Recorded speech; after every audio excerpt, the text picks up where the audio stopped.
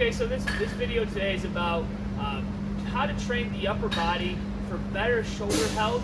This is mainly geared towards athletes who like baseball players, softball players, or athletes who may experience shoulder injuries frequently. You can absolutely use this if you're just a general pop person and you're just training and maybe you experience shoulder pain or shoulder issues. But today's video is just about how we approach strength and conditioning of the upper body to still promote good shoulder health and good shoulder movement.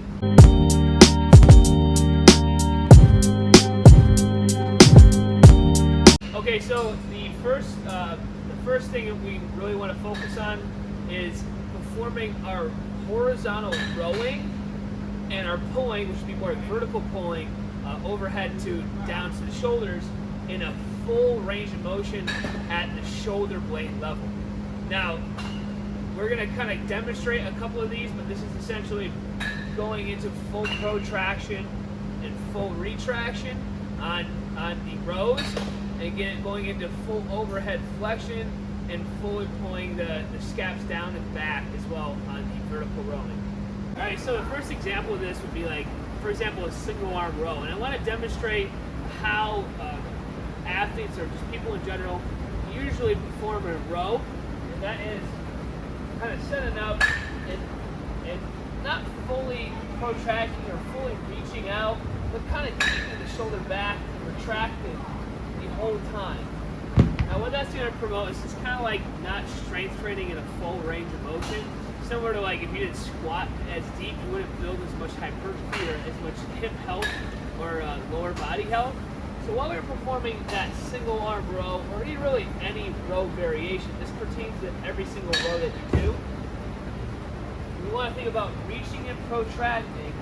So when you do this, you should actually feel a pretty big stretch in the upper back and the traps. You should actually feel your shoulder blade kind of wrapping around your rib cage. So you're forward reaching and protracting, and you're going to pull up, fully pull that shoulder blade back, almost like this. If I was standing on the other side and I rode up, you should be able to see the back of my shoulder. Okay, so if I was standing on this side and I rode, you should see the back of my shoulder. So again, I'm going into full protraction and full retraction on every rep. Now this tends not to be too popular because you're automatically going to see a weight decrease when you're performing the strength work in rows with a full range of motion. Another example here would be like a chest support row. So this is a version as if we weren't doing a single arm row variation, but now we're using both arms together. When you first set up, you want to still feel that full protraction. Me just holding this here, I feel a pretty big stretch in my traps, and I feel my shoulder blades kind of separated.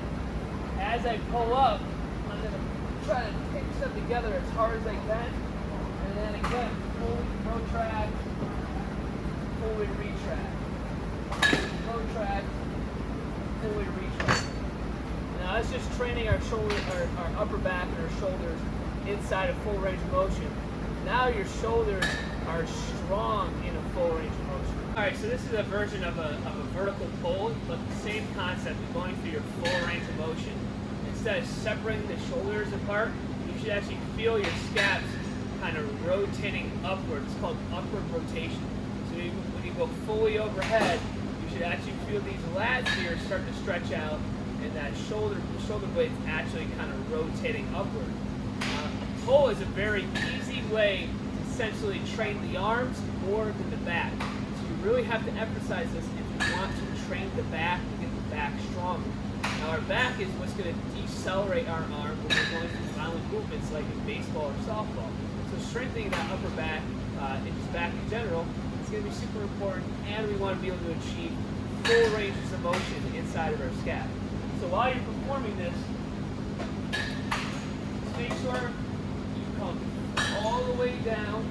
We start squeezing our shoulder blade back and down, and then when I bring it up, you're reaching up, almost trying to get up as high as you can. I'm fully extending my elbows, fully reaching my shoulders.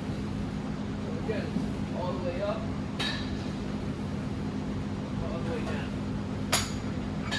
kind of training your shoulders that way, again, is going to strengthen your back in a full range of motion.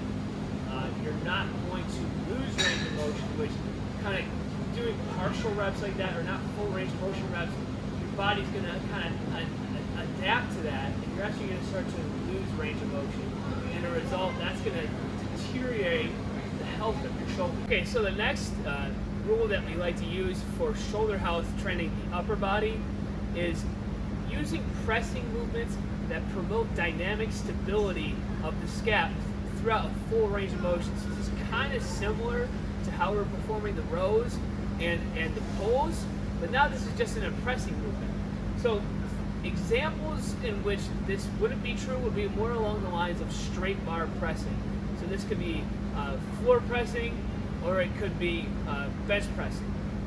Now, I'm not saying that we don't use that, but we try to opt for much more free movement of the shoulder blades so we can create that dynamic stability, essentially being able to press through a full range of motion of the shoulder. So when you're pressing, the shoulder is actually moving, and we're creating stability in that shoulder during the press. So overall, we just want to be able to promote stability as our shoulder's moving. Now, if you're looking at something like a bench press or a floor press, you're going to end up pinning your shoulder blades back and down, and essentially all the pressing action is going to come from the elbow. So we're essentially locking in that shoulder and driving more pressing action from the arm. We're essentially taking a lot of stability, at least dynamic stability, meaning stability while the shoulder is moving, out of the equation. Because if you're bench pressing a lot of weight and your shoulders move, it can be risky and it can be actually a mechanism of injury. So we're going to opt for more exercises that promote free movement of the shoulder and stability in that shoulder. A good example of dynamic stability in a press, or a great exercise, would actually be a push-up, and more specifically a push-up plus. So this is generally how we coach all of our push-ups for our baseball players, and even more so for our pitchers. But as you can see, as we're performing a push-up, I start out, my shoulders are protracted, and as I come down to the bottom, my shoulders are retracted. And when I come up to the top, we actually coach protracting your shoulders out into like a push-up plus. So again, I'm coming down into retraction, and then I'm pressing up into protraction. Now, unlike something like a bench press, this is promoting free movement of the shoulder blades. In a push-up, I can actually load quite a bit. So I can put chains on, I can put myself in bands, I can put a weight vest on me. I can really build strength in that pressing movement, but I'm still free moving the scaps. It's a lot better for the shoulders, and the way you're coaching it is really trying to enhance stability upon protraction and upon retraction. So another exercise, this is kind of like more like an overhead press exercise that really helps to promote better shoulder movement and dynamic stability inside your press. This is a half kneeling landmine press, or just a landmine press. You can be standing as well. But you're going to take the barbell, kind of set up opposite arm, opposite leg. We're going to actively hold this barbell over the shoulder. You're going to press up, and as you press up, that shoulder is going to be moving upward into that upward rotation. So I'm creating dynamic stability, and as I finish it out, I'm going to lean forward. So I'm in this overhead position. I've created plenty of upward rotation in my shoulder, and I got to be stable here as well. Then I'm going to control it down, and I'm going to stop at like 45 degrees of the elbow and kind of right above the shoulder, and then go right back into the press. Now, what's really helping with stability is this bar can go this way, that way. You can fall backwards, you can go forward. You can move all around. That shoulder has to be stable throughout that whole press. And then lastly, what we like to focus on is mobilization of the lats and pecs in conjunction with actively creating external rotation. Now, the lats and pecs tend to be, for most people, a little bit on the tight side. This is just kind of how we live. We are frequently sitting, we're at desks, we're looking at phones. We tend to be in this rolled over position. The lats and the pecs just pull us into internal rotation. So it's really important for us to be able to first mobilize the pecs and mobilize the lats. Now, before we even do approach this, we do like to start out with an assessment and to really determine if the pecs or if the lats are tight.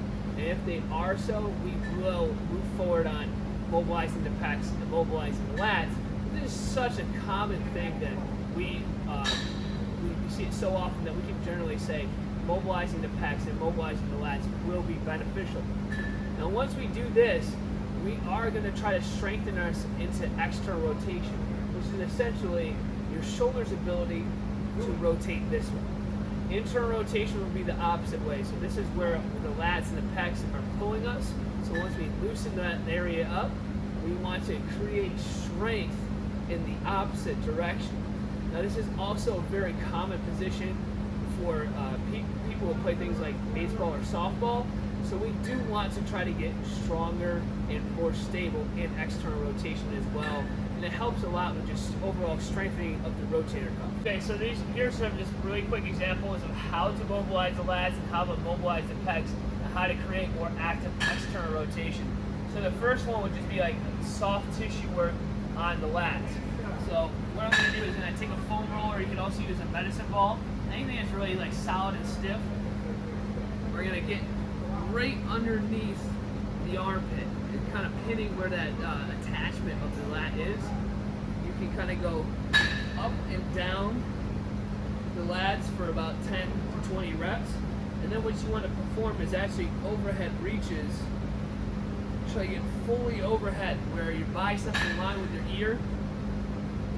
And then bring it back down. So I'm pinning that lat and I'm reaching up and I'm trying to perform overhead range of motion. Now the whole time I'm performing that, you notice my palm is facing upward. This is promoting external rotation of the shoulder. If I have my palm down, it'd be promoting internal rotation, and it actually wouldn't be helping as much with mobilizing the pec. So think external rotation on a lot of these stretches. So this next exercise would be mobilization of the pecs. I'm going to take a lacrosse ball. You can also use a baseball. I want to pin this right kind of where that tendon of the pec goes right to the shoulder. So I'm going to take this, I'm going to push it right up against the power rack here. I'm going to pull myself in, try to drive it into that pec as deeply as I can, and then I'm just going to reach up overhead, similar to the lat stretch, up into external rotation, and then I'm going to bring it back down. I'm going to perform this for about 10 reps per side. Now, after you've done this, we've mobilized the lats, and we've made them more pliable. We've done that with the pecs as well. Now we're actually going to go into a stretch. So what I'll go into directly after that is a power rack pec stretch, where I point my thumbs into external rotation, I lean forward, and I'm going to hold that stretch for about 60 seconds. And then what I'm going to do afterwards is actually go into a brachial hang, or what I like to call a lat hang, where you just grab the bar and you're just going to go into just a dead hang. Now you can hold this for 30 seconds to a minute. Sometimes I even like to break it up into 10 seconds to 15 seconds at a time and add up to a minute. Okay? So once you've performed those exercises, you've done enough to mobilize the pecs and the lats, and then what we're going to do is try to actively get into external rotation. So this is just an example of it. There's plenty of exercises that you can do other than this, but this is just a quick one that you can use. You don't really need much equipment either. And this is just a active external rotation on a power rack. So what you're going to do is you're going to get yourself at what's called the scapular plane, which is about 45 degrees off to the side. Once I do that, give me a good angle here, I'm just going to focus on rotating and getting my hand as far away from the rack as I can, and then I'm going to bring it back. So I'm going into external rotation and then back. Some compensations that might happen is arching in the lower back. You might actually start squeezing the lats in order to produce that range of motion, which is essentially fake external rotation. You might actually start trying to contract your bicep. Try to keep the lats quiet, try to keep the biceps quiet. We're trying to drive everything from the upper back. You should feel a lot of muscular firing back there, and I'm just bracing my abs so I don't go into lower back extension while I'm rotating.